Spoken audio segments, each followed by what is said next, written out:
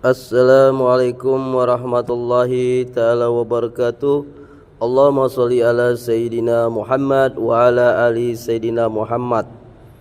Kitab Sahih Muslim, Kitab Hadis Sahih Muslim, Bab 164, Judul Salat Duha 4 rakaat. Salat duha 4 rakaat. Halaman 368. Diriwayatkan oleh Aisyah rahimakumullah radhiyallahu anha. Dia berkata, Rasulullah sallallahu alaihi wasallam pernah melaksanakan salat duha 4 rakaat, dan beliau menambah sesuai dengan kemampuannya atas kehendak Allah Subhanahu wa taala.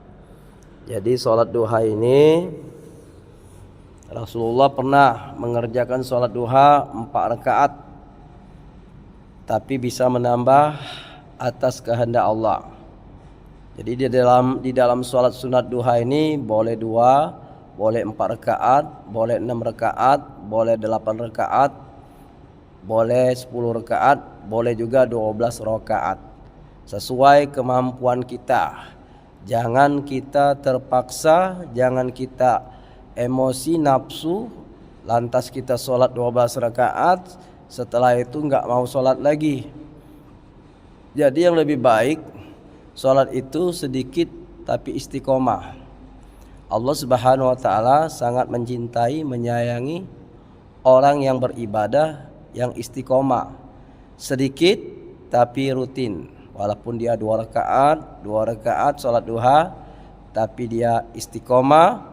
Kata Nabi, barang siapa yang salat duha dengan langgeng, dengan terus menerus, dengan istiqomah, Allah Subhanahu wa taala akan memudahkan urusannya pada hari itu, dan Allah Subhanahu wa taala akan mencukupi kebutuhannya di sore hari. Jadi barang siapa yang sholat duha terus menerus, kata Rasulullah, akan dimudahkan segala urusannya pada saat itu, dan dicukupkan oleh Allah Subhanahu wa taala kebutuhan kita, makan kita, minum kita, pakaian kita, paket kita, pulsa kita, token kita cukup. Insya Allah dicukupkan Allah pada sore harinya. Asalkan kita istiqomah, terus menerus, sabar, berharaplah kepada Allah Subhanahu wa taala. Jangan berharap kepada makhluk manusia, jangan berharap dengan amalan-amalan kita. Semua kita serahkan kepada Allah Subhanahu wa taala, lillahi taala. Mudah-mudahan dengan istiqomahnya kita sholat duha setiap hari, insya Allah apapun urusan kita dipermudah Allah, dan Allah cukupkan segala kebutuhan kita. Ini perlu kita kerjakan karena ini bisa menolong kita dalam kehidupan kita sehari-hari. Jadi sholat tadi, dengan pelantaran sholat tadi, dengan sebab kita sholat tadi, insya Allah mudah-mudahan segala urusan kita yang sulit jadi mudah, yang sempit jadi lapang, yang tidak ada jadi ada, yang belum ada diadakan Allah Subhanahu wa taala, yang jauh didekatkan Allah Subhanahu wa taala. Itulah fadilah manfaat sholat duha. Maka dari itu kita orang Islam, setelah kita sholat subuh, kita berzikir, istighfar, mohon ampun kepada Allah Subhanahu wa taala, kerjakan sholat sebelum kita bekerja, melangkahkan kaki kita ke kantor, ke pasar, ke sekolah, mencari ilmu.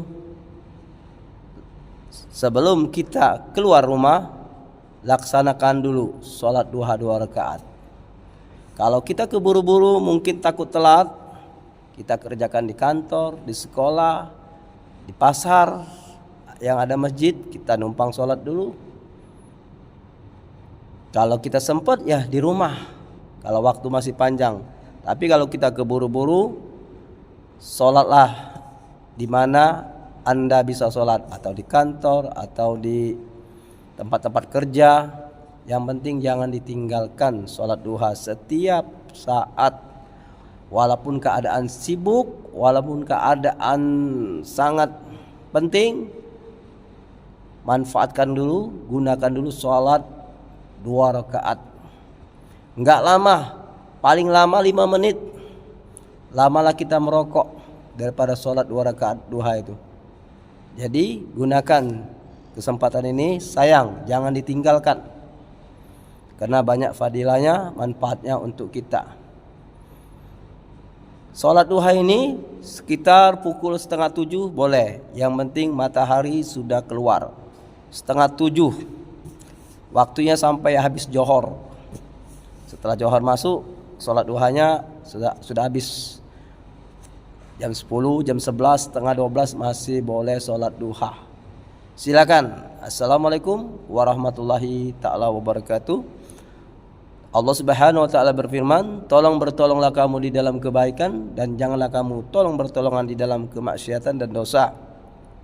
Salah satunya yaitu tolong dibantu like dan share, subscribe, bagikan kepada masyarakat. Semoga dakwah ini bermanfaat. Assalamualaikum warahmatullahi ta'ala wabarakatuh. Mohon maaf lahir dan batin kalau ada kata, ucapan dan perbuatan. Assalamualaikum warahmatullahi ta'ala wabarakatuh.